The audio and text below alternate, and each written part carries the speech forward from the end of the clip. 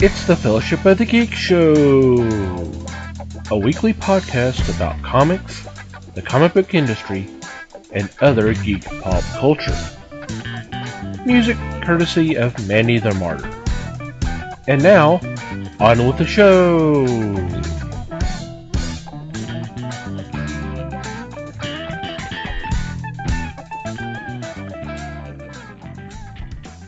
Hey everybody, it's the Fellowship of the Geeks podcast. My name is Thomas Chick, and joining me for this episode is Mike Marlowe. Hey gang. Les Webster.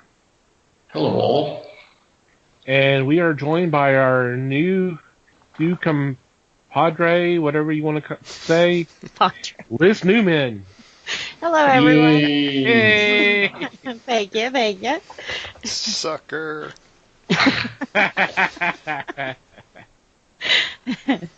Welcome aboard. You're going to wonder why you did this in the first place. Yeah, welcome aboard. You are wearing a life vest, right? I was told I didn't need one. Okay. Yeah, I don't know who told you that. I know. Best of luck to you. Well, I'm glad to be here. I hope everybody out there is doing okay. So, what's been going on in your corner of the galaxy? Well, I am starting to work on that trade pile that keeps going up and down and up and down and up and down. It's been going up a lot lately. So I am catching up on my Knights of the Dinner Table. Mm-hmm. I ended up having a couple of those backed up, so I'm working on those. I just finished the first Harrow County trade, which it's actually really cool reading that after. I mean, I hadn't read any of those obviously since they came out, but rereading it now, as far along as that series is, it's really cool to see how much the characters have developed, especially Emmy, of course. But right. It's been really fun. And next, I've got The Eighth Seal, which I don't know if anybody remembers it, but it was a really cool little horror book that came out, I don't know, a year or so ago. It's an IDW book. And briefly, the premise of that was the First Lady is having nightmares, except that they seem to be becoming more and more real. And it's kind of a fun little dark Lovecraftian type horror situation there. But yeah, so that's just the tip of my trade pile iceberg. Very cool. Les? Well, I've been in hiding. I haven't done much. Turner Classics ran Little Shop of Horrors, original, Roger Corman, and of course I was giddy over that. It's just fun to see all these people that weren't anybody become somebody. So it was a thrill for me just to sit through that. As far as comics go, I've been trying to catch up also. Found some work by Gil Kane, and I still love looking at his stuff because of the angles that he was drawing rather than just straightforward flat 2D. He would give you that look from below or above to emphasize the characters or the action. And it was magnificent because it was also inked by Murphy Anderson. So nice. If you can find books by the two of those, DC books mainly, they're great stuff to read. Sweet. Yeah. How about you, Liz? No, I've been doing the same thing, just trying to catch up on the pile of comics I've accumulated. Like I said, today was my what I call fluff day. Harley, Quinn, and Betty and Veronica. I caught up on that one, and Rick and Morty, that kind of stuff. I usually only get about a couple of hours during the day. Nap time is what I call it. that I actually get to read. So, other than that, a lot of the comic book shows have come back on TV. So we've cleaned the DVR off, that kind of thing. By cleaned off, do you mean actually watched them or just deleted them to make room for the new ones? Some of them. I'm not really liking the DC Legends where it's going, so I did delete those without watching them. Arrow, I'm going to hold out a few more episodes, but I'm not really liking this season either. So I did watch some of them, but I still haven't gotten around to see Stranger Things yet. I made the mistake of letting my husband watch the first season, so now I have to wait on him to watch season 2 or borrow somebody's Netflix password. You know? Oh, nice. Right. That's a thought. That's just unfair. Right. These are the things divorces are made of. Marriages have ended for less, I'm sure. Right. Yeah. Not for me. So that's about it. Just, like I said, trying to catch up on that. I want to get caught up on Metal. I love where that story's going. But every time I put them in order, something happens and they slide off, or I'm tired of putting them in order. There you go. Yeah. Yeah, I have not been reading Metal, but I've heard nothing but good things about it. I was waiting for this one to be collected, and so I'm going to try to hold out. Yep. I'll probably get it on trade, too, because it has been a good story. Usually that stuff I like so I can reread and not mess my originals up. Cool. For me, I've kind of taken a page from Mikey's playbook, and I've watched a couple of documentaries. Both of them I highly recommend, and one of them y'all guys really needed to watch it to get prepared for next year. It's called Birth of the Dead, and it is the making of the original Night of the Living Dead, George Romero classic. And it was really, really interesting. The thing that they really focus on, it was kind of a, they want to kind of do an apocalyptic kind of a feel, and kind of the whole thing of authority being kind of in disarray because of what was going on during the times, the civil rights movement. You got Vietnam and all the other things that are going on at the time. So that's kind of what the movie was trying to reflect, is just what's going on. They did briefly talk about the whole fact that they had hired Dwayne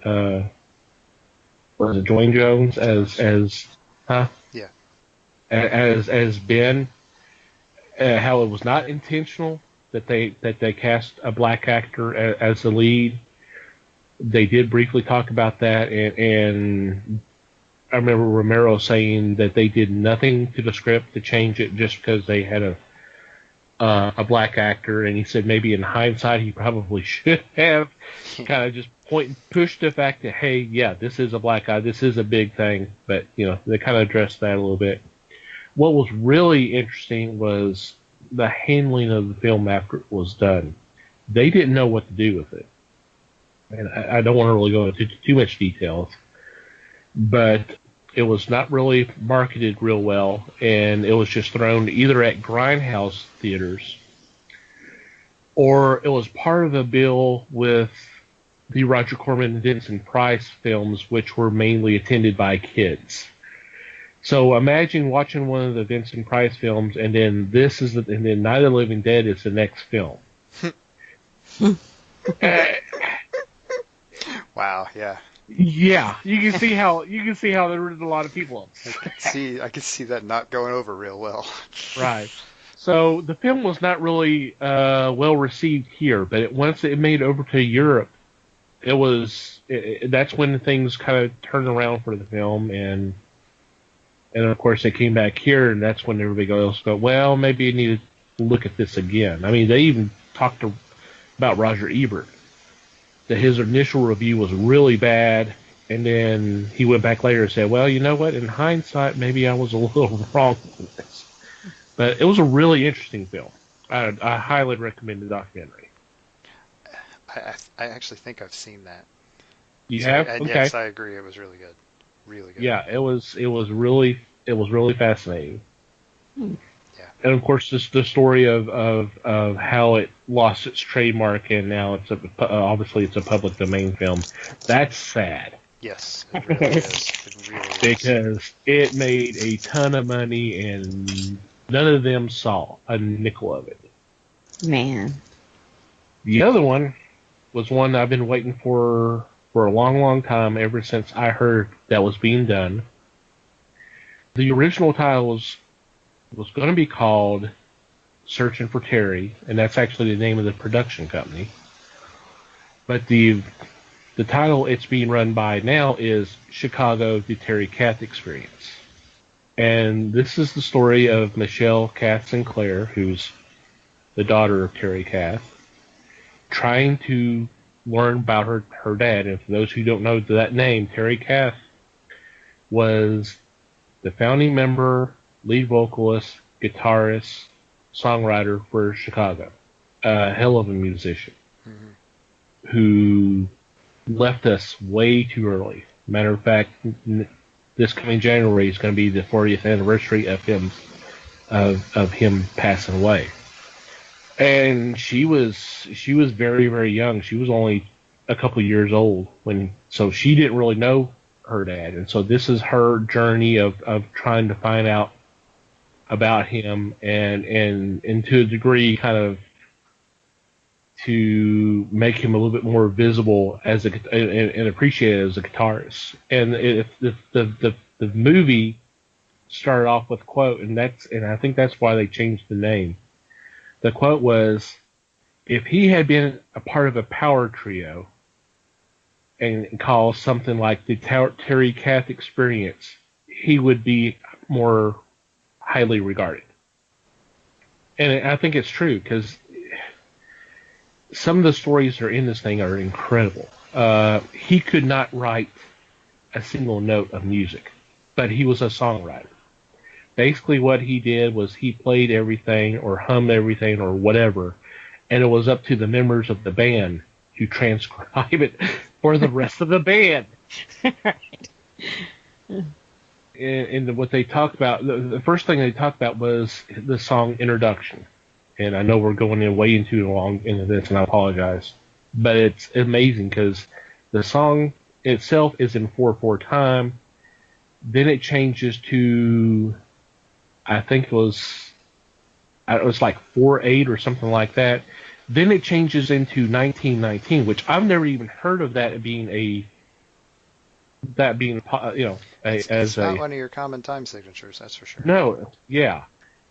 And it was James Pankow that was talking about this, and he says, this is your father doing this, and we're going, where the hell did this come from? Terry, that's not a thing. You can't do that. Yeah, sure, it'll work. But it was just amazing seeing some of the footage and hearing the stories and all that. It was really cool. And they have Michelle and her mother, I'm blanking on her name right now, went to Caribou Ranch, where if you don't know what that name is, back in the 70s and 80s, that was like the place in Colorado to go to record a lot. The Elton John recorded albums there. Chicago did. That's why that sounds familiar. Several other musicians went up there to record albums up there, and it literally was a ranch. You can go in there and record, and then take a break and go out and ride horses or something like that. They happened to be there on the last day before it was closed down and had been sold over it was turned over to new owners, and they made it private, and they shut down the studio and all that. So it was kind of sad seeing that. So she was able to relive some of the memories of the heyday, but it was also the last day most everybody else was going to be there because it was closing down. But This documentary is going to be out on DVD, Blu-ray, and streaming service on December 12th, and I am definitely going to pick a copy because I am, as Les and Mike know, I'm a big Chicago fan, and I think the world of Terry Kath. I thought he was one hell of a guitarist. His voice was unparalleled, and I've always wanted to know more about him, and this was a really, it was a fun. I think it was only like an hour and a half or 2 hours at the most. It was a really nice documentary. I really highly recommend it. Cool. Yep. I want to check that out now too. Me too. Same here. Alrighty. Before we get into this week's topic, I want to take a couple moments to thank our sponsor for their support. I want to thank the fine folks at Things from Another World for being a sponsor. And hey, they got some great deals going on right now. Before I talk about their evergreen deals, such as 40% off comic statues, toys, and merchandise, 30% off pre-order manga titles, 50% off Nick and Dent comics and trades. But now, through the end of November, any order of $60 or more is free domestic shipping, and if it's international shipping, you can get $10 knocked off. And now the way for you to do that is you go to our website, www.thefellowshipofthegeeks.net, click on our sponsors page, and you'll see more information on what you need to do to not only get these great deals, but save on the shipping. And there's links there that'll take you to Things from Another World's website, and it also lets them know that we sent you their way. And have fun. It's time to start thinking about Christmas, guys.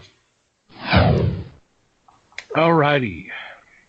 For this week, I know we've done this at least once. I'm not sure if there's been a second time. I think we've done it twice. I think this is take 3. This is take 3. Awesome. Okay. I knew we did one. I wasn't sure. I couldn't remember if we did 2. But yeah, now that I think about it, yeah, we have. We have asked you, our loyal listeners, and we do appreciate it, if you had any questions you would like for us to answer or discuss, to send them our way, and we still do. If you have a question you want us to kind of discuss or whatever, please feel free. So we actually got 2 from our friend Danny Does Dallas. Really cool guy, and we do appreciate him checking out the podcast and supporting the fellowship.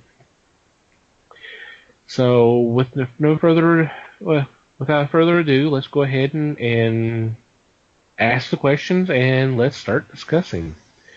The first question is, what does DC have to do to reclaim their former box office glory?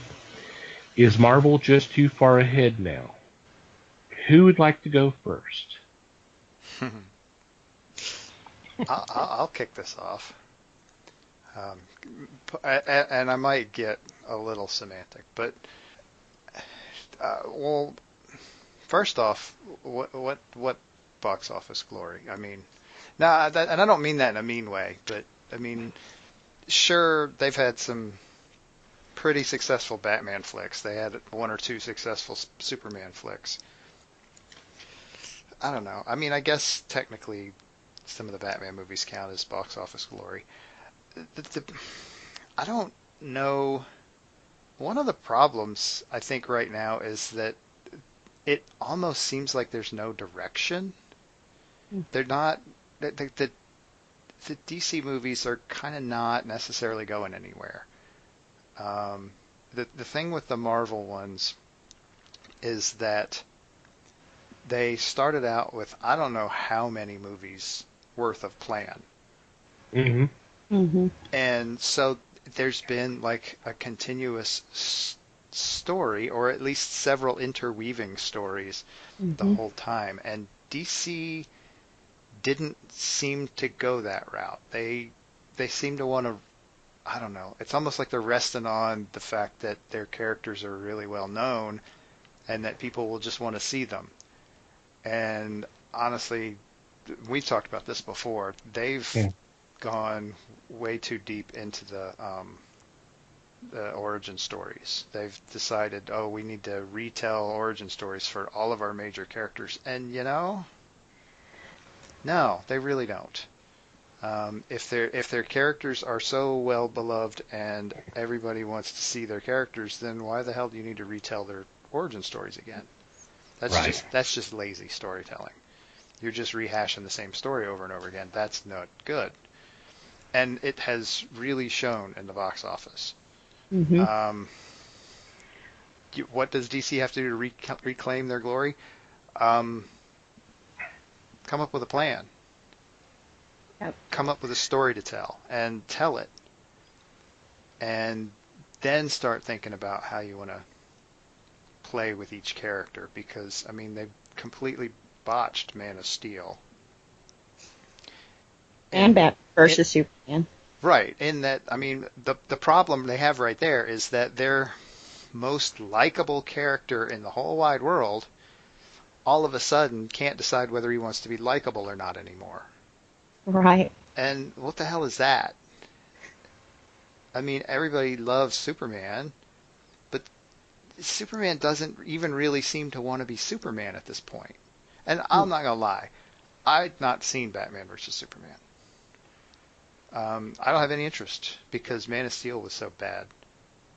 Yeah. And I say that it wasn't so much that it was bad; it just didn't feel like a Superman movie.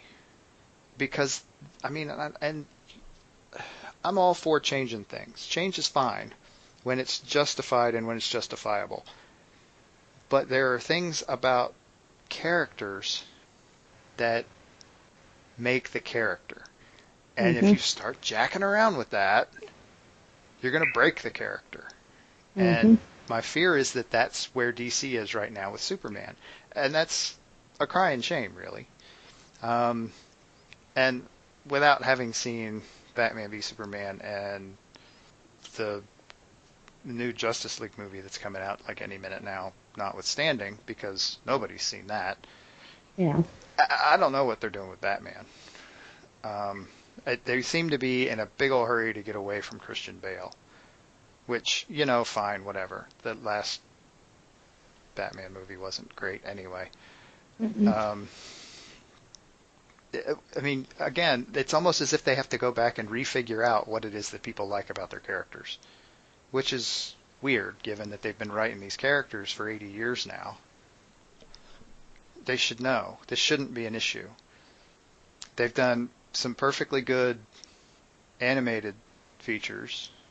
I mean, and that was all sparked by the Batman animated series. And right at the same time, they started doing a Superman animated series. They've done a few successful Justice League series. They all work. They're all perfectly recognizable characters. People like them. Why they felt the need to do something so dramatically different with the live action films, I don't quite get. So, I mean, my long story short, I guess, is they need to decide how they're going to handle these characters, and they need to come up with stories that go with that. This is a writing problem, in my opinion. I mean, if cinema history has taught us nothing, it's that you cannot make a great film out of a turd of a script. So, there you go. It seems to me that a lot of the decisions they have made have been reactionary. They see something happen and they go, okay, well, we want to do something like that. And then something else happens, well, we want to do something like that. A perfect example, Deadpool became a big hit. And then Warner Brothers comes out and says, we might do a DC film that's rated R, because that seems to be what people want. Well, no, it's not necessarily a rated R hero film unless it's appropriate for the character. Deadpool was successful because, and I'm saying this from someone who's not watched the movie, is from what I've heard, it was a nice script, it was funny, it was entertaining, it was a nice couple hours. That's why it did so well. Now, going back to the original question, when will they reclaim their former glory? I will give you Exhibit A, Wonder Woman. It did wonderful around the world. And I don't mean that as a pun. but the response was just incredible. Everybody loved the film. It was like, that's what you want to do. This is what we want. Yeah, Justice League is not out yet, but it's been hitting the premieres, and from what everything I've been reading has been very, very positive. The characters seem to work real well. There's nice humor and everything. It sounds like it might be a big hit. And I'm not only talking from some of the comics media people. Marv Wolfman, who's the creator of Cyborg, who's in this film, said it was great. He loved it. Believe me, comics creators will come out and say if a comic book movie is bad. All you have to do is do a search for Batman v Superman, and you will see a lot of them come out and say, "Oh God, oh my God, what the hell?" So yeah, they're not so they're not shy. They're not shy, and they're not doing anything to kiss up. So I have a good feeling about Justice League, but I am a little, I'm kind of hedging my bets because of what we got before. But I think they've seen the light. But the thing is, like I said, everything's been a lot of reactionary. Mm-hmm. There does not seem to be a game plan. Where, as Mike says, the Marvel movies that are under Marvel Studios proper, there's a guideline. This is, you have the individual stories, but there's items in there that kind of leads overall to an overall story which we'll see completed in Infinity War. And then they'll start something new after that, mm-hmm. which will be very interesting to see what happens after that. But focus on the story, focus on characterizations. Just try to do a good movie, and the money will show up. If it's not good, no one's going to go see it. It's as simple as that. Yeah. Right, and with social media, the vast majority of the viewing audience for these movies is going to know really fast if it's not good. Right. Because people are going to talk about it very quickly. The information turnaround is ridiculously fast these days. So if it's crap, everybody will know it's crap by midnight Friday night. Right. Possibly even midnight Thursday night. I was about to say midnight Thursday because there's using the way it is now is it's so funny. It's kind of like Thanksgiving, or a Black Friday. Black Friday used to start at 6 a.m. and then it went to 4 a.m. And now those who are actually doing anything are now doing it, say, 4 o'clock Thanksgiving Day, or, hey, we may even be open at 10 a.m. Thanksgiving Day, and we're going to go ahead and have our sales. It seems to be doing that way with, a film that's supposed to come out on Friday, the first viewing is at 10 o'clock Thursday night. Mm-hmm. And I don't get it, but yeah, whatever. Oh, it's simple. It's because they can sell more tickets that way. Well, I know, but still. Les? Let me go last on this one, please. All right, Liz. Well, I think you guys kind of said it. Marvel has taken more time to tell a backstory to us. We had Iron Man, we had the Hulk, we had Spider-Man. So when they finally came to a point of doing Civil War or Age of Ultron, they didn't try to cram all those origins and backstory and everything else in a 30-minute gap. and then move forward. So Marvel's done good, like you said. They've had a direction and they followed it all the way through. There's no backtracking. There's no, let me retell you the story. DC, they're all over the place. I mean, if I have to watch how Batman's parents died one more time, I'm going to scream. I mean, we know how they died. That's what made Batman Batman, but you don't have to keep telling us that and showing us that in every Batman movie. And Batman versus Superman, that was the conundrum there, is it was so much of this story that they had to give to us. So when the villain finally showed up, we were like, oh, okay, this is what's going on. Well, we were supposed to say, oh, okay, this is what's going on now. But I think a lot of that movie, the best part was left on the editing floor. Once they explained how Lex knew how to do what he did, it made sense. But you didn't tell the movie viewer that, So we were sitting there not knowing what was going on or who was against who, and that a fight to the death was ended on somebody's mom's name. I mean, it was just, they try to give too much. I think if they back up, try to get it laid down right, and like you said, actually follow the direction and have a direction, that's what's going to work. But they need to quit. Now that Wonder Woman's a big success, I'm afraid that the Justice League is going to wind up being the Wonder Woman hour. DC has a way of grabbing a hold of their cash cow, and sorry for the pun, but they whore it out. Harley, the Suicide Squad movie, that was just basically Harley and Joker's story, But if they would listen more to their animation department, DC's done some really good straight-to-DVD movies.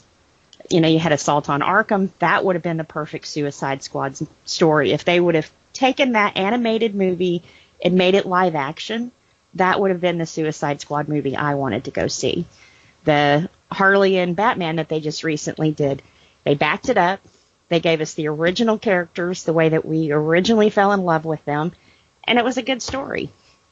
So I think if they would find that chemistry that their animation department is finding and put that on the big screen, they'd be doing a lot better than they're doing now. So I think they can redeem themselves. They've got the characters to do it. They just need to quit getting, like, Michael Bay to blow up everything and, Oh, they might be better off if they get Michael Bay to blow up everything. Right. Instead of letting Zack Snyder try to do it. That's true. But it seems like if they didn't know what to do, they blew it up. And I don't know, going back to Batman versus Superman, two guys are getting their butts handed to them, and then a girl comes in, and I mean, it was crazy. I just think they tried to do too much. Way too much on that one. Had that have been broken up into maybe two different movies, we might have actually liked the outcome. But Justice League, maybe that'll be their redeeming quality. If they'll listen to their fans. See, and my deal with, the deal with Marvel is that they've run this like they've run their comics for the last several decades. They've had a bunch of stuff going on, and it kind of all, admittedly, Marvel has leaned on the summer blockbuster event thing a little too hard lately. But honestly, that's kind of what is happening. That's kind of, in a sense, that's what they're doing with their expanded universe right now. Their cinematic universe is they're building up to this huge, big thing, which is going to be Infinity War. Yeah. What I would like to see DC do is learn from Rebirth. They have gone out and they have done this successful 2-year thing. I hesitate to call it an event because an event doesn't take 2 years. But they've gone and done this huge overarching story arc thing with all or a lot of their titles, and it's been doing pretty well. It has. Yep. People have liked it. And that's essentially the same thing Marvel's been doing. So if you want to steal an idea, steal it from yourself and do, I'm not saying do Rebirth as a series of movies, but do something along those lines and build a series of something. Don't just try to build one thing that's going to make a shit ton of money and then figure out what you're going to do next. You can't do that. If you want to stay relevant, you got to do what Marvel's been doing and put out 3 movies a year. And you can't do that one at a time. That's nuts. It's just not possible. These movies, with all the post-production and graphic effects, you're talking about a 2-year turnaround for a movie. You gotta have a plan. You got to plan for 4 years worth of movies to begin with. Yep. I don't know. I feel like I'm repeating myself now. Well, and get characters that we like. You know, everybody likes, you know, Downey as Iron Man. He's perfect for the part, but it seems like these people they're picking here lately for these big characters, it's like, wow, Batman kills now? I mean, you know. So I think more likable characters on our side. Yeah, and that's always been the balance with Batman is he's this dark, brooding guy who has this overactive sense of justice, and yeah, I mean, killing people doesn't fit in with a sense of justice. That's not how that works. And so if you're gonna, I mean, that's been a huge part of Batman since, I mean, hell, since the 60s at the least, possibly before that. Well, and then they tell us, well, he's an older Batman. He's tired of the system that he's a part of, but he's tired of the system and it keeps coming back to him. Okay, I can buy that. I can see how you just kind of get fed up and tired of the same old. But now all of a sudden he's forming the Justice League? Well, that wouldn't be an older Batman. That was a younger Batman when all of this happened, you know? So it's kind of like your timeline. Even you're screwing up your own timeline then. He couldn't have been an older Batman, you know? Right. Why would an older, cynical Batman form the Justice League? That's insane. Right. Yeah. And it's almost made it like he's doing a trading card game. Oh, here's a guy who lives in the ocean, and here's a guy who runs fast. And the origins of Justice League, that's not the way it happened, you know. So it should be interesting. But right. The problem here is that they've tried to jump too fast into the Justice League. They have, as opposed to establishing the characters first. Right. Well, once again, it's a reaction. Mm-hmm. Yep. They saw Avengers and, hey, we got a team like that. Right. So let's put it together. No. Bad DC. Right. You're doing it wrong. And I think, too, I'm a little harder on DC because I've read the material. I know the character. I know how it's supposed to go. With Marvel, I don't read a lot of Marvel, so I can sit back and watch the inconsistencies and not even know they're there, you know? But with DC, it's like almost a beam, boom. He's not supposed to be doing this because he's, you know, not that kind of person. And I guess I'm more for canon than I am for changing things around to make it fit your movie. Well, and it's also a question of scale. I mean, how much can you change? How much can you mold the character of Tony Stark around an actor like Robert Downey Jr.? Right. How much? I mean, because that's not strictly a typecast thing. They had to fiddle with the script to make him fit that as well as they did. Whether they did it on purpose or not, they had to have done it on purpose. They're professionals. They know what they're doing. But that's the deal. I mean, you don't have to have perfect casting. What you have to do is you have to get somewhat close to the idea. Right. And A, be able to communicate that to your actor, and B, be able to write it into the script that way. Yeah. Well, and they've got to be a good enough actor, too, to pick up on that. And I'm sure a lot of them improv and do their own thing, and that's what makes them that person, you know, like you said with Iron Man. Yeah, it's a fun example. And it's something you wish they could do with a Batman. Yeah. But who do you do that? I mean, I certainly didn't think about this beforehand to prepare, but who would you cast as Batman in an Iron Man like way? I mean, I don't even know. I would honestly have to sit on that one for a few days just to let it stew in my head. But I would too. I wouldn't have thought Affleck, that's for sure. That's what I was saying. The first guy that pops into my mind would have not been Affleck. Not at all. Right. You go for somebody in their early 30s Right. Well, and I really enjoyed Keaton. But see, that was the first Batman movie I'd ever seen, and even now I'm still a big Burton fan and stuff. And so when I think of Batman, if it's not Kevin Conroy, I go to Keaton. Right, and that's not unusual for people to do that with their first. Right. It's like Christopher Reeves will always be Superman in my mind. Mm-hmm. And I mean, I can almost see that being nearly as good a choice for Superman as Downey was for Iron Man. I mean, that's the kind of thing I'm talking about right there. But again, it's something you have to. I don't know. It's hard for people to when it's done right that way with Reeve. It's hard to forget. I mean, Yep. Even a generation later, it's still hard to forget that kind of casting happened and that kind of magic happened. And they made trying to do that again is tricky. I'll give them that. Yep. All right, Les. You've waited long enough. You put it off long enough. Excuse me a second. I'm going to pull the box up here. Ooh, okay, cool. Uh-oh. This doesn't happen. Wow, much. he waited all this time. He waited all this time so he can do that. Wow. Is this on? Okay.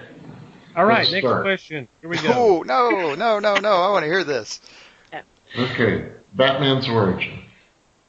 Mm-hmm. How many times in the movies has Batman origin been told? All of them. All of them. Yep. No. It was No? once in Keaton. It was none in Clooney. It was not in. Are we in counting Clooney? I was going to say, I forgot. Wow. It was not in Bale. It was touched upon in Batman versus Superman. And that's about it. We all have seen it. I know that they've got that clip of 19 times, I think. But the majority of those are animated. I know the story, and I understand. And I don't want to see it much more again. Right. Okay. The use of Gal Gadot as Wonder Woman, appearing in the role the third time, I think is a coup. They brought her in with Batman v Superman, and she ended up with her own movie. Mm-hmm. They tried other characters. They tried Green Lantern. And I think you could argue that wasn't really trying. Yeah. the problem there was the plot. Yeah. It was not the acting. The acting was just this side of Deadpool. And I'm not just saying that because it's Ryan Reynolds, but it was more comedic than the previous movies. As far as the stories go, Marvel is doing well because they go and they pick out a comic book from their rack and say, let's do this as a movie. Mm-hmm. DC gives you a new story. The Batman versus Superman was a drag from the Superman movie. It linked. And Batman has the scene, the dream scene, and you get to see the forces of apocalypse briefly, but they are there, and that's what's going to be happening in this Justice League movie. They fight Steppenwolf, so you're bringing them forward. They're doing their own Infinity War with this, but this is all new stuff. Thor Ragnarok was supposedly based on the Ragnarok story of Thor, but somehow it got diverted to Planet Hulk. Yeah. And to me, that's the laziness of production. I want something different. That was what was fascinating about the Batman animated series. They had maybe 2 or 3 episodes, we've discussed it before, that were based on comics.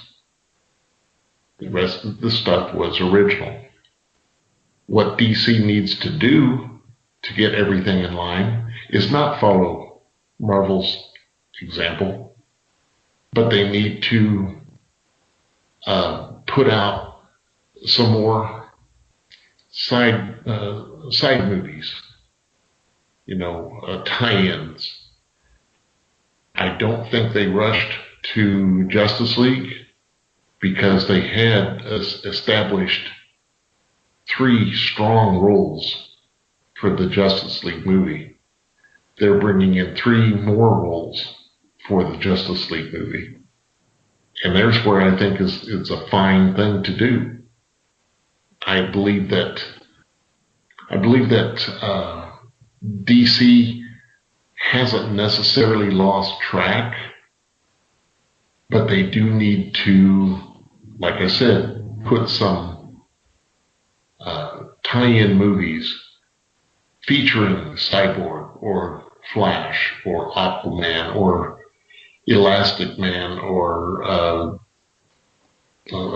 the Elongated Man, anything they want to do. They can do various movies, but they don't have to be part of the main storyline. With Marvel's current run, the only title right now, or the only 2 titles that I can think of that are not going to be tied into Infinity War are the X-Men and Deadpool, because they are owned by other organizations. They, at this moment, cannot use those characters in their line of films. But everybody else that they've trotted out is going to be in the Infinity War. I don't know if that's going to be viable for them. Because by the time the Infinity War comes, you're going to be going, how many characters are they running across this film? Civil War had 8, 10, and that wasn't even all of the Avengers. So, I don't know. I don't know how they can really pull it totally together. But DC has an opportunity to do just that, and I think the JLA movie is going to be the stepping stone for that, and give them their build up to their in the Dark Side War or Dark Side movie, which I think is going to be tremendous. Yeah. And now I'm going to step away from the mic. Why are you stepping away from Mike? He didn't do anything. I showered today, man. The mic, not our mic. Okay. Yeah. Cool. Let's go ahead and hit the second question, unless... Yeah, we have another question here. Yeah. There was? Yeah. Oh, okay. Yes. Yes, there was. So grab your mic. Yeah. What are your thoughts on the Donner cut of Superman 2? It's my favorite superhero movie of all time. And once again, thank you, Danny, for the questions. And no pressure. No pressure. Okay. For the Donner cut? Oh, wow. Les is going to lead off. Hey, mark this down. Hey, don't So discourage him. so I can get a nap in afterwards. I think the Donner cut was really, really well done. Having seen the movies back to back, the first two Superman and then the Donner cut, I think it was well done. I thought it was a much smarter idea for the Superman series than what they actually put out as 1 and 2. And I guess I need to fill out a little information for those who may not be aware. When they started production on Superman the movie, they were actually filming 1 and 2 at the same time. I'm not sure what. I guess because of who they had a cast in the movie. But obviously, that's not something that's all that. It's rare, but it does happen. We can point out several. The Hobbit, or most recently, the last 2 Matrix, the last 2 Back to the Futures, so on and so forth. All 35 Avatar movies that are coming out at some point. Yeah. It seems like the sequels keep adding on. And yet we haven't seen any of them yet. But anyway. That's true, but I digress. Hey, right. And the story goes is they had already set the release date for the first film, and as things were getting behind, they shut down production on 2. And apparently the Salkinds and Richard Donner were kind of butting heads this entire time. So once the first film was done, they fired Donner and hired Richard Lester to come in. And they apparently took that opportunity to change the story. And there's some significant changes. And I think most of them are for the worst. I like the second sequel. I like Donner's cut a lot more. It's not perfect, but I like it more. What they did in some cases were, for example, Marlon Brando was supposed to appear in Superman 2. Well, they didn't use his scenes, so they didn't have to pay him the money that he was owed. So basically, they reshot those scenes using Susanna York, who played Mama Superman, Laura. And much cheaper than Brando would have. Exactly. They tried to get Gene Hackman back because he had already filmed his scenes and moved on to other projects, but he was so upset about what they did with Donner that he refused to come back. So all the scenes of Luthor in Superman 2 were originally directed by Donner. So just a little bit of a trivia there. I like the Donner cut. I really do. I think one of the scenes in there, it was such a crying shame that they didn't use this. And the scene I'm talking about is where it was Clark and Lois at the they were doing the investigative reporting at the hotel that was basically kind of a scam thing, and they were posing as a couple. And once again, Lois was saying, I know you're Superman. I know you're Superman. Now, in the theatrical cut, what happened was, there was a whole sequence of her jumping in the water, the rapids, and Clark saved her without actually being Superman. So that's not even in the Donner cut. That is not there.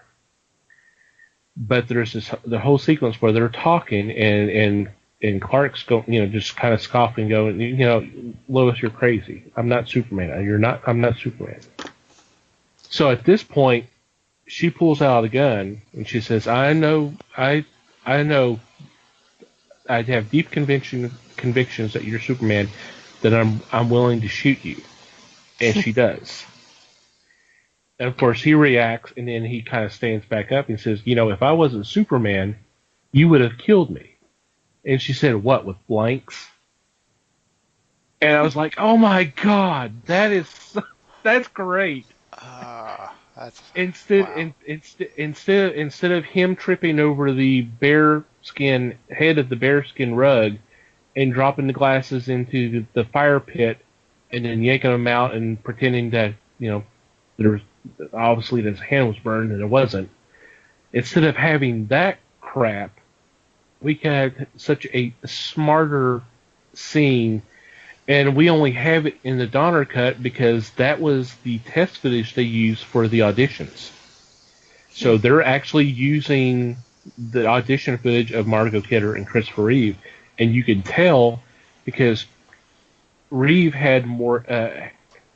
He had more hair. He had not gotten the haircut yet, so they kind of slicked it back a little bit. But it was such a great scene.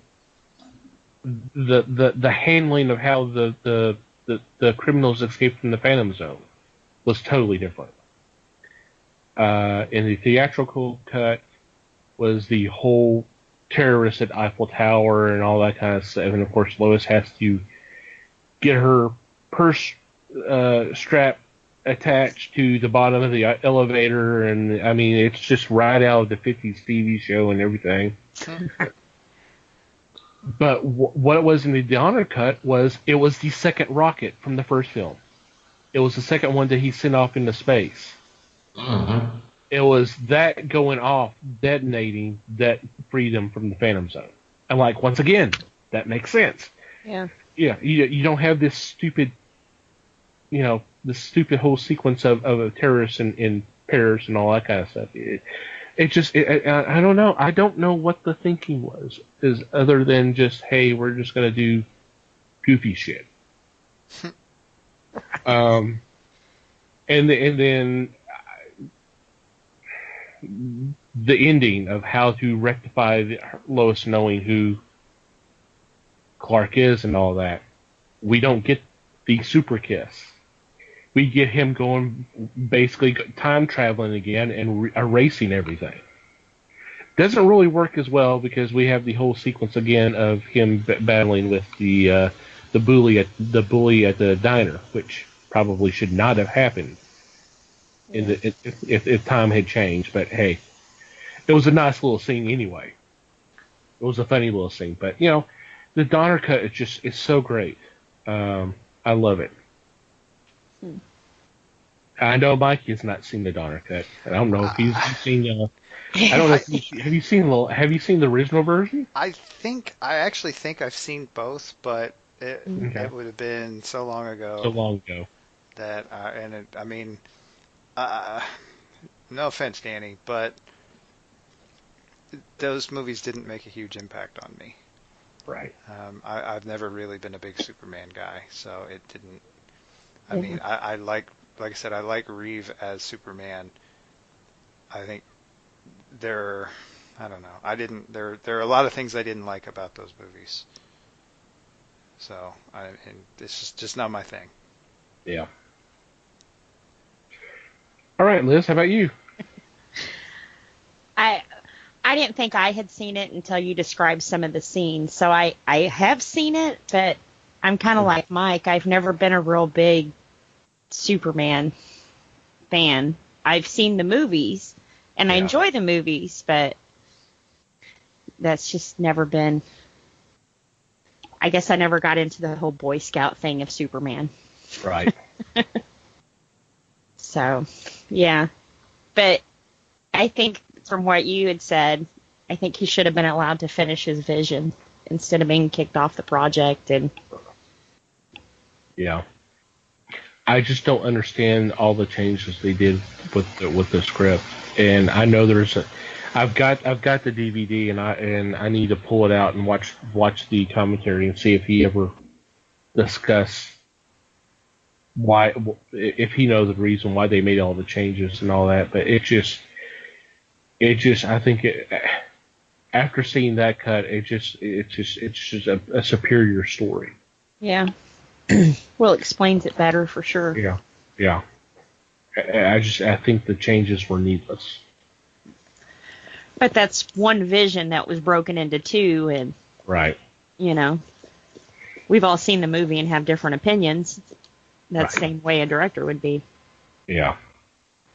And of course, Lester went ahead and went on to direct Superman 3, the Richard Pryor film, which eventually should have been called Richard Pryor, guest starring Superman, but hey. Right. Pretty much. Now, see, when I was young, I liked that, though. It was funny. Oh, sure. I thought it was great, but Right. looking back on it now, it was definitely not. It was not a Superman movie. It was a great Richard Pryor film. Yes. But maybe not a great Richard Pryor film. It was a nice Richard Pryor film. It just happened, it was not a Superman film. Right. It happened to have a guest appearance by Superman. And then there's the Quest for Peace. Was there really? Did you have to bring that up? Well, you and I are completists, buds. We are completists. That means we got to mention everything. Oh, that's true. And it was bad. Well, in 2 words, Golan Globus. That tells you everything. True. The first 3 were Salkind, weren't they? Yes. I mean, you could see that it was... once you saw that those names, you go, okay, this is going to be a cheap movie, and it showed. But isn't that the one that Reeve was involved with either the writing or producing or something? He wrote. He was involved with writing the story, and I don't have. And what he wanted to do is he wanted to talk about nuclear weapons. He wanted, and that's fine. I don't have a problem with that. The story, for the most part, it's okay. It could have been better, but just some of the gaffes are just so horrible. I mean, the battling of the villain that's solar powered is energized through solar power, and they're battling. Okay, they're battling over Metropolis. It's noon. Next thing you know, you see them in Germany. It is noon. They go like, no, it cannot be noon everywhere when they're flying around the planet battling. It's not daytime everywhere. Come on, guys. Right. Well, maybe he was moving the sun with him so he could keep his power. Then there was the whole thing of him carrying Mariel Hemingway into space, and somehow she could still breathe. Okay, yeah, right, whatever. Like I said, it was just horrible. I mean, it was not even a good comic. Maybe she was really good at holding her breath. You don't know.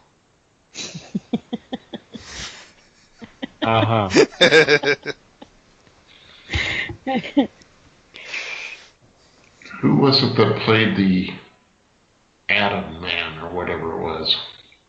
I don't remember. Oh, Mark Pillow. Mark Pillow played Nuclear Man. Okay. Well, you remember who played Luthor's nephew, right? Yeah, John Cryer. John Cryer, yes. From 2.5 Men. Yeah, probably not one of his finer roles, but hey. He was in a Superman film. He could say that. If he wants to. Right. He would have to admit that it was 4. That might actually hurt his career. But anyway. Oh, I don't know. He spent how many years next to Charlie Sheen? So, hey, it could be worse. In his defense, he outlasted Charlie Sheen. That's true. I guess he's winning.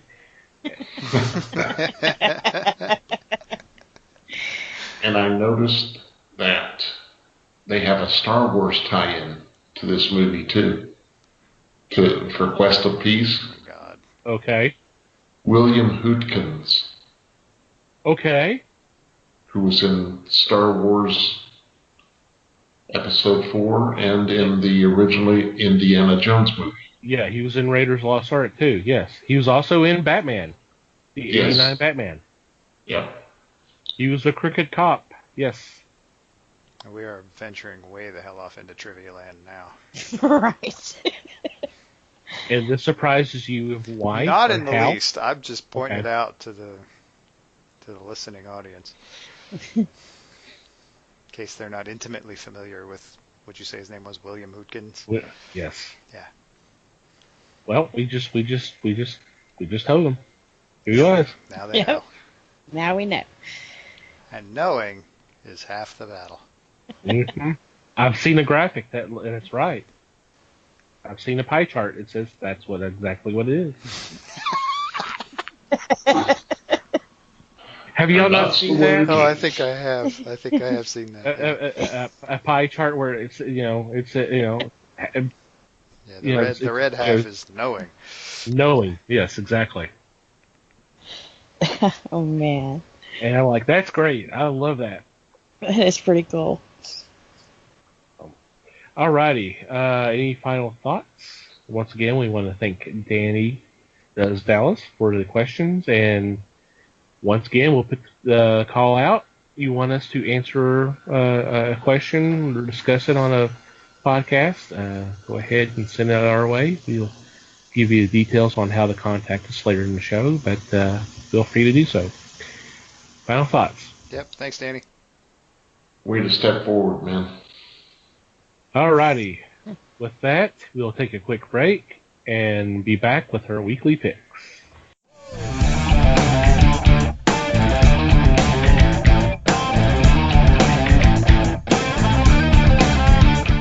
And we're back. It is time for our weekly picks, and leading off is Mike.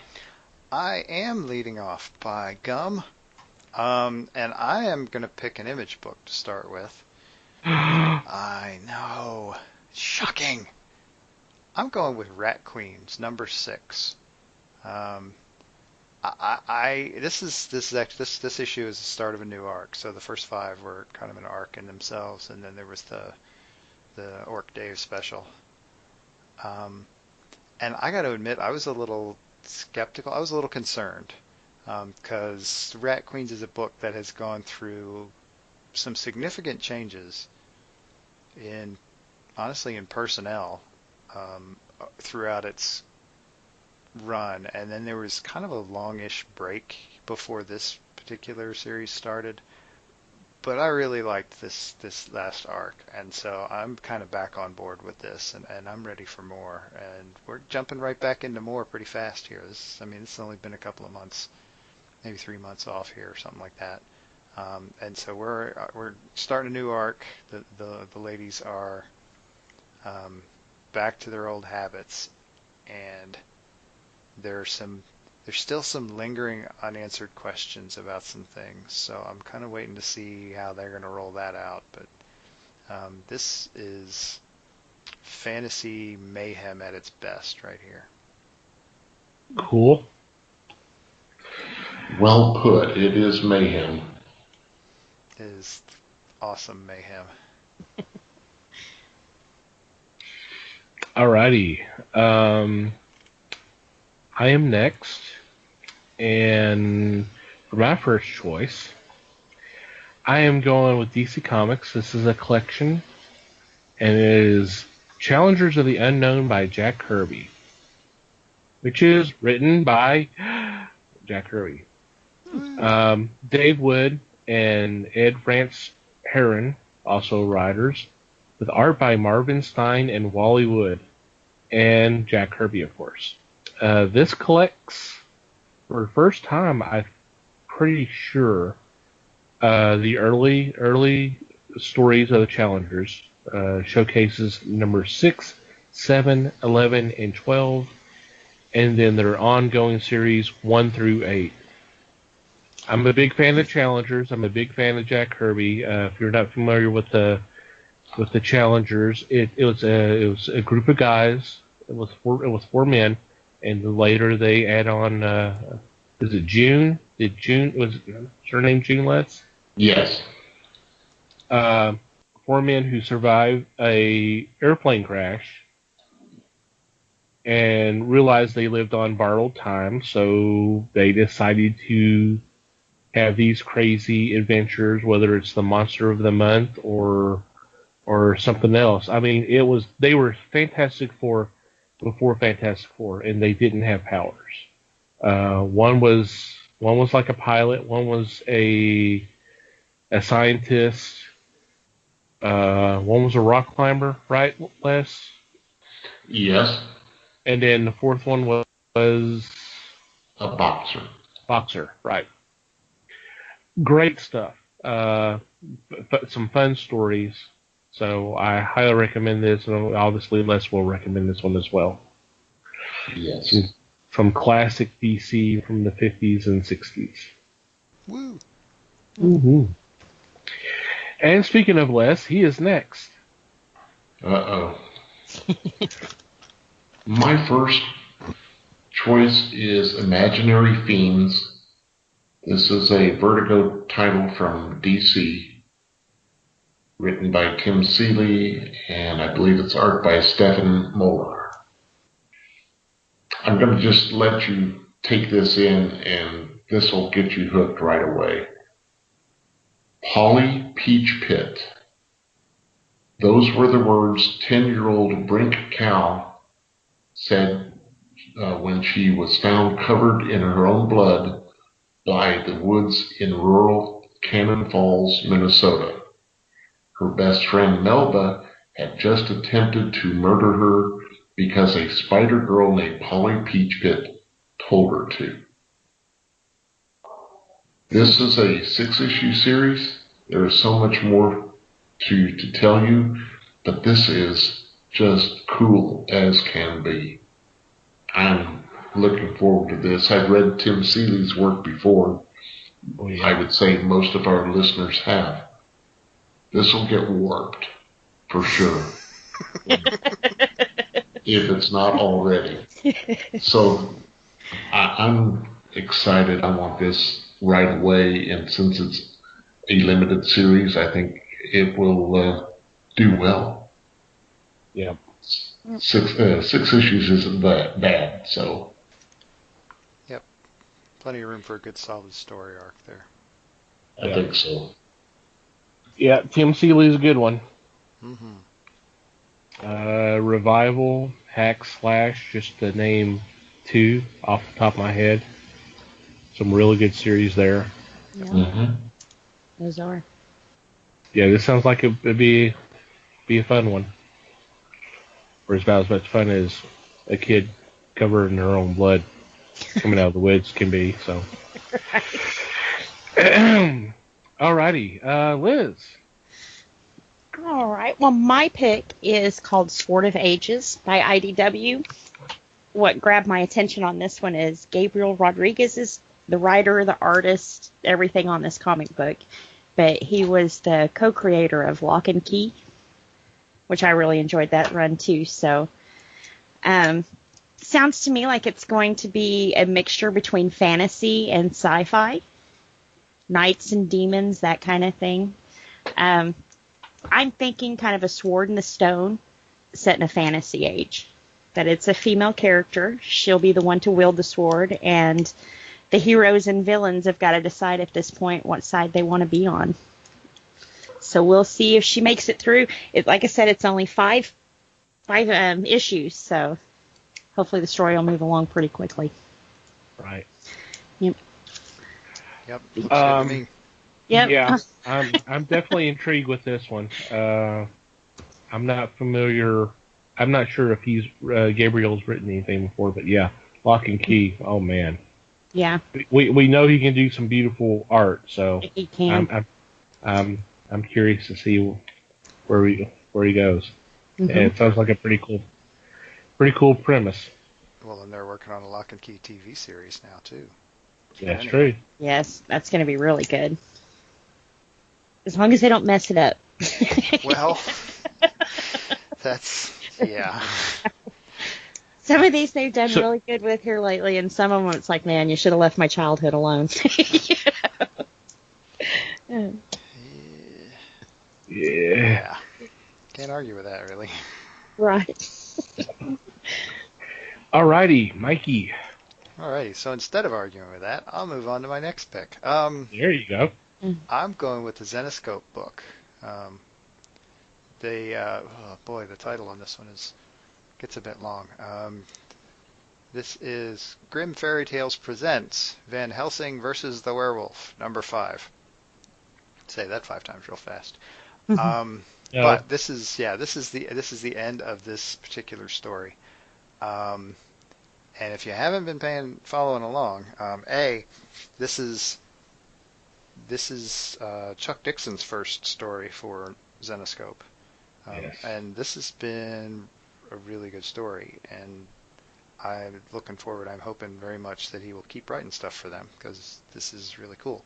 Liesl Van Helsing is a monster hunter by trade. The name might have been a bit of a giveaway on that, but she's a descendant, so it's cool.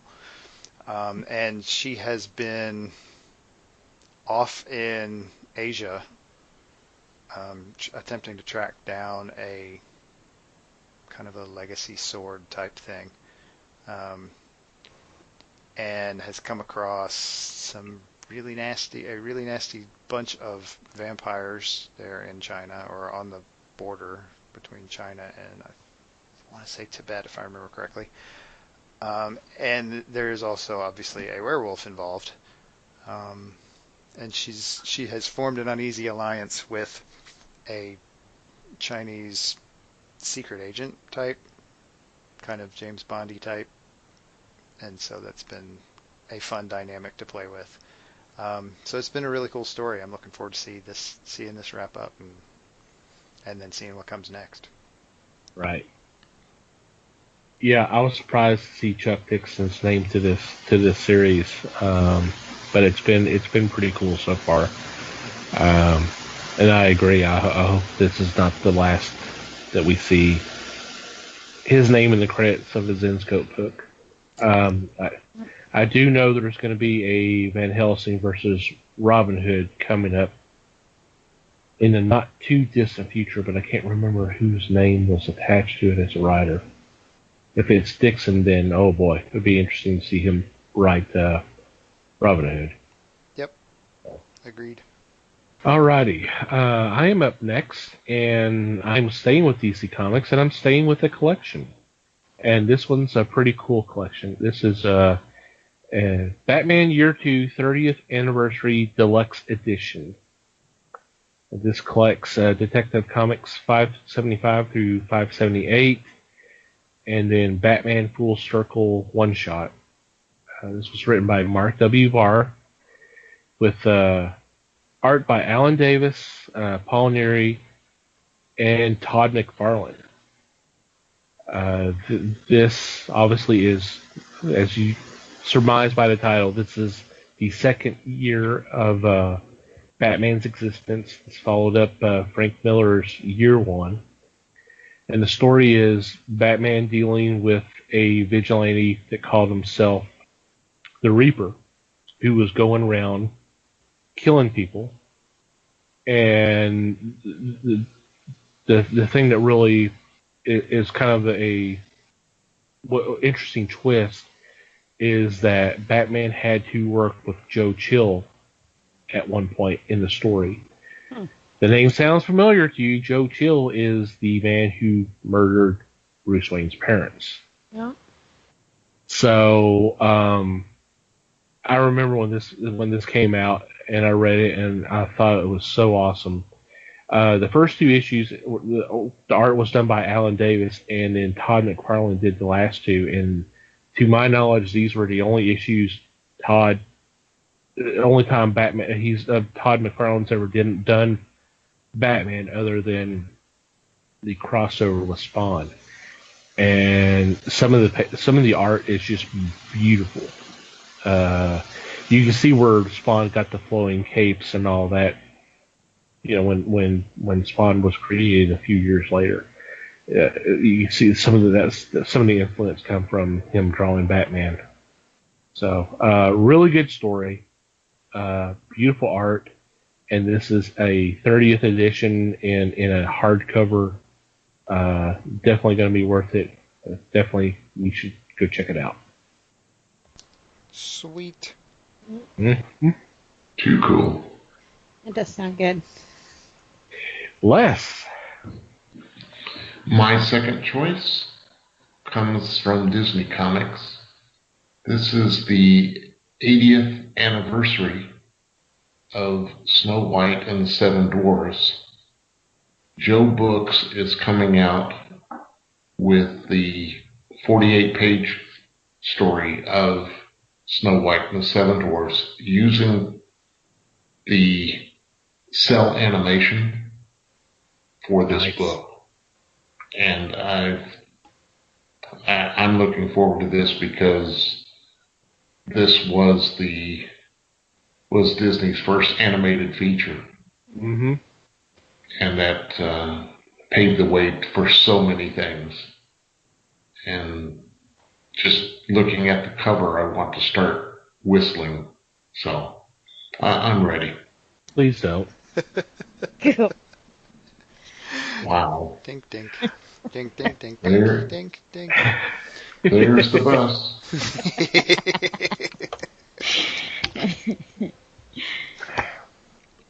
No, it sounds That really sounds really, yeah, that does sound cool. Definitely would like to check that one out.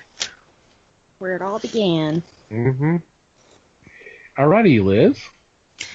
All right. Well, I went with another IDW and another science fiction fantasy. It's issue 0 of Giant Killers.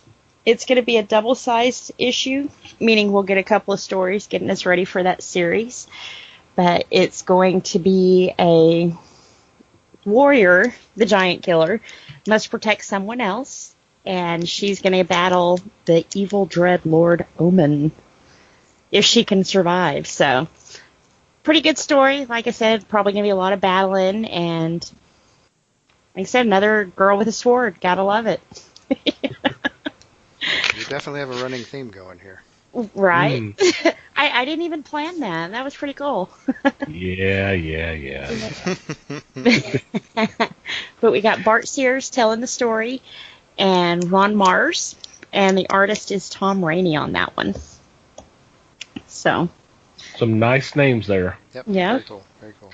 Oh, yes. For sure there are. Yep. He said, I always like it when they combine, like, fantasy with science fiction. The magic with the evil.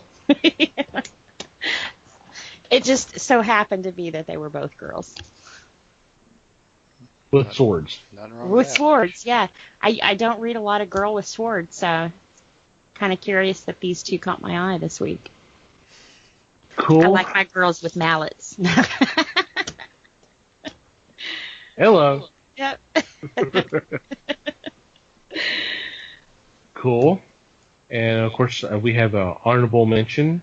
We've changed our format with addition of Liz. We will be doing, each of us will do 2 picks, and then we will have a group honorable mention. And Mikey, what is our honorable mention this week? Well, our honorable mention this week is a DC book, and it is called Doomsday Clock #1. This is a book that has been hyped to hell and back, really, because it's going to involve, as far as we know, the first crossover between the Watchmen universe and anything else, really. In this case, we're slipping it into the DC universe a little bit, so there's going to be some bits and pieces and some crossover stuff going on there. And since this is being written by Jeff Johns, this is probably going to be kind of an event in and of itself. So this is big. Yeah. They've been plugging this for better part of 6 months now, and so Yeah. it's time. Yeah. This is going to be huge. This is supposedly we will finally start getting some answers to questions that were brought up during the Rebirth special. That was back, June of 2016? I believe so. With Somewhere in 15? there. It was last summer, yeah. Yeah. Yeah. So we're finally going to start getting some answers, and yes, this is involving the Watchmen, particularly Dr. Manhattan. This is a 12-issue miniseries. Jeff Johns is writing, and Gary Frank, I believe, is doing the art. So it's going to look beautiful. It's going to be a awesome story. Yeah, there's a lot of excitement about it. Not necessarily just because of what DC has been doing to promote it. From what I've been hearing, there's a lot of people that are excited about this book, and frankly, I am too. I'm curious to see where we're going to go from here. Yeah. Alrighty, good stuff as always. Any special mentions or shout-outs this week? Once again, welcome aboard, Liz. Thank you. I enjoyed it. Yeah, I don't have anything written down. Okay. Nothing here either. Okay. I was about to see if you were still awake there, Les. Well, it was mid-nap, so. Okay. All right. Well, I'm sorry I woke you up, so. That's okay. Oh, gosh. All right. We'll just go on to our regular shout-outs. First of all, I want to thank May the Martyr for really cool music that we've been fortunate enough to use for our podcast. Definitely go check them out. We'll have a link in our show notes, or you can go to our website. That is, again, www.thefellowshipofthegeeks.net, and you can click on the podcast page, and you'll see their logo there. Just click on that, and that'll take you. And they've got a couple albums out. Listen to them. They're really cool. Thank you, guys. I also want to thank the fine folks that make up Potter and Family on Twitter. Thank you guys for retweeting our shows and supporting us. Is very much appreciated, and we've been doing our darndest to return that love. Well, Mikey's doing a better job than me. I've always said that, but I'm trying. I really am trying. If you're looking for a podcast of any subject matter, doesn't matter. It's whatever you can think of. I'm sure there's one on underwater basket weaving.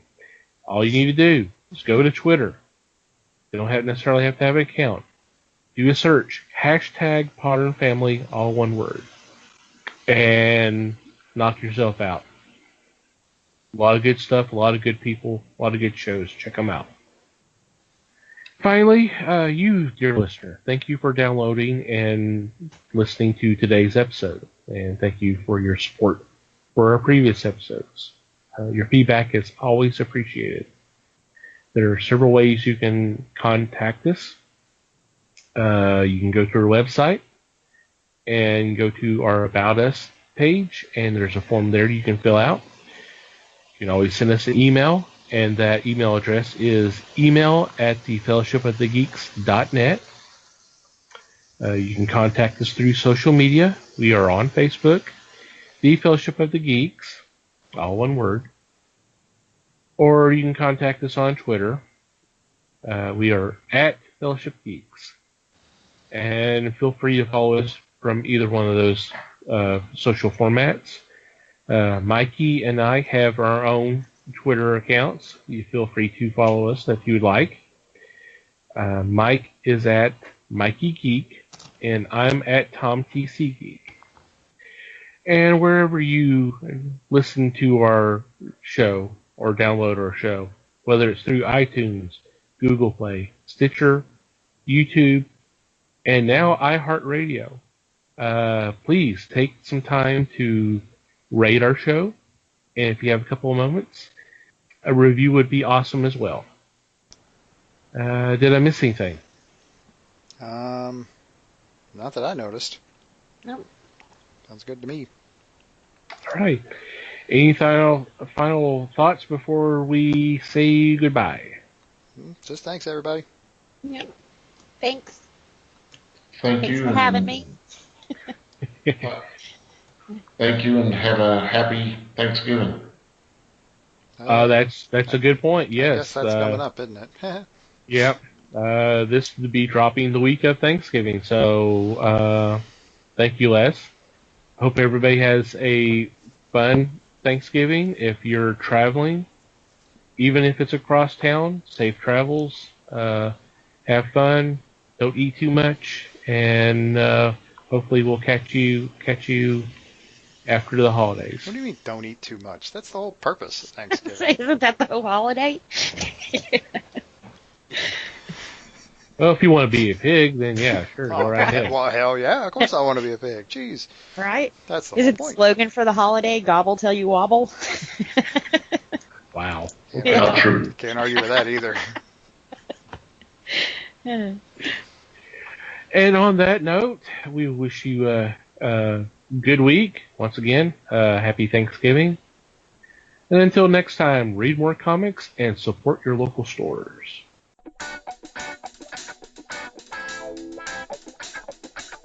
We thank you for listening to the show. Comments, suggestions, and questions can be sent to email@thefellowshipofthegeeks.net.